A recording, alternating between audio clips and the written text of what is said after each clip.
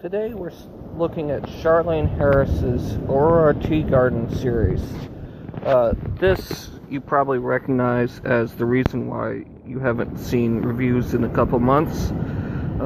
Almost exactly 2 months and a week. So he's replacing Ike as the mascot for now. But let's go back to the books. Charlaine Harris, which many of you know from her True Blood series on television, which are based on the Sookie Stackhouse books, which she has been writing for quite some time, although I think they ended possibly 2-3 years ago. Originally wrote cozy mysteries, and they're not bad cozy mysteries. They're not great cozy mysteries, just like the Sookie Stackhouse books aren't bad urban fantasy mysteries. They're not stunning, but they're fun. They're enjoyable to read, and that's really the way I feel about the Aurora Teagarden series.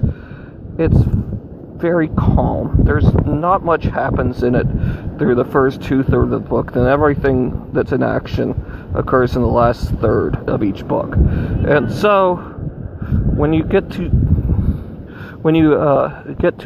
those books, you're going to see not much occurring outside of the initial murder, which happens potentially as late as the first third of the book, potentially halfway through. I believe one book there wasn't a murder until a bit farther than that, but I could be wrong about that. And then she meanders around and finds clues, which the reader is good at can be put together by the reader, which is very good, because I hate mysteries when the reader can't figure out exactly what's happening. Ideally, the reader figures out just before the detective in a first-person or limited third-person book, which these are all first-person. They're all seen through the eyes of a librarian who inexplicably inherits a vast amount of money in the third book, I believe, which removes a lot of the impetus for the character to do anything but wander around and solve crimes inexplicably. You have here the Murder, She Wrote effect, where someone who has no reason to be around all these crimes ends up being around crimes. This is, I think, the 11th or 12th book in the series that I just finished reading. So she's witnessed at least 12 murders in her life.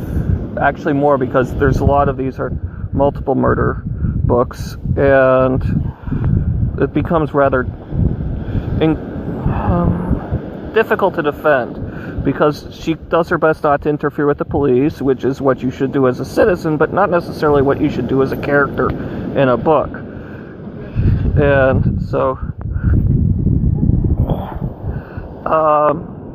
but like I said, they're light, they're enjoyable reading. They're nothing spectacular, but Jacob, the little guy there, agrees with me.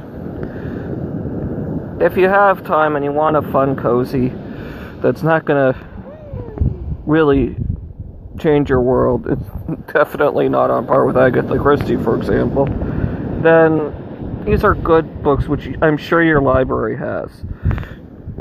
Either that or get them used.